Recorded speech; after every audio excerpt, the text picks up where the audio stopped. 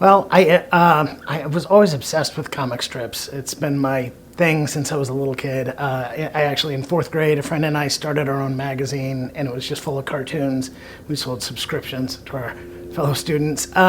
So I've always wanted to do that, and I just kept trying to come up with ideas for comic strips, and eventually, after working as an illustrator for a few years, I finally came up with the right idea, a strip called Big Top. And I sent it out to the syndicates, and fortunately they liked it. This was after I had sent many. I have a whole drawer full of rejection letters.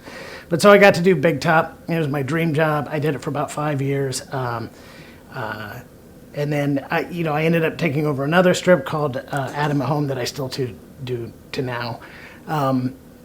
And then I think what it was is, you're writing little 4-page stories or 4-panel stories. You're writing sort of these quick little hits, and you can do a week-long story or a 2-week-long story, but it has to be in these little chunks. And I kind of wanted to just stretch out. I think what I really wanted to do was tell stories and come up with characters and create worlds, all that.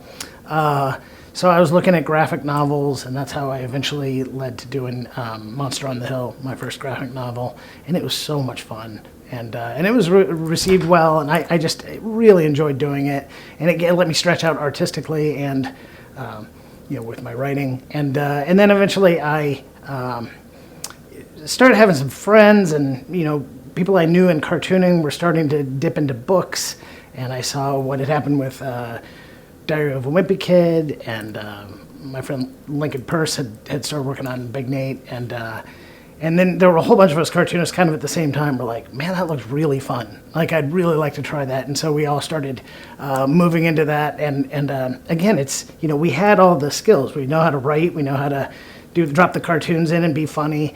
And it was just a question of, can I write something longer? And so it was a challenge.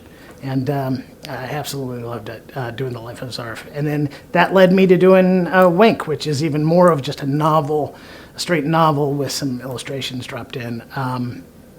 So I think I started to trust myself more as a writer, maybe think of myself as less of an artist who could kind of write to more of a writer who could kind of draw. So it was sort of a sea change, but it happened very organically.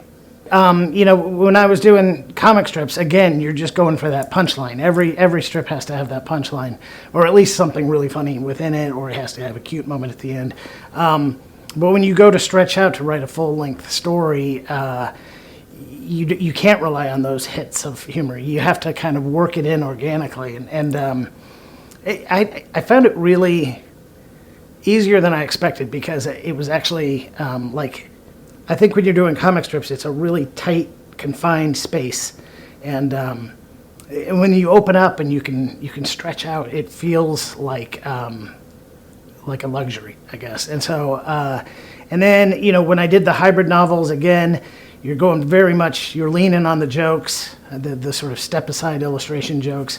But then when I went to do Wink, which is a story about unfortunately, a story about a kid who's going through cancer, and it's, you have to put more heart into it, more humanity into it, and it was based on something I'd gone through, so that wasn't really hard, but I had to lean less on those jokes. The first draft of it was very joke heavy, and then I had to sort of pull a lot of that out of it and I just had to find the right tone.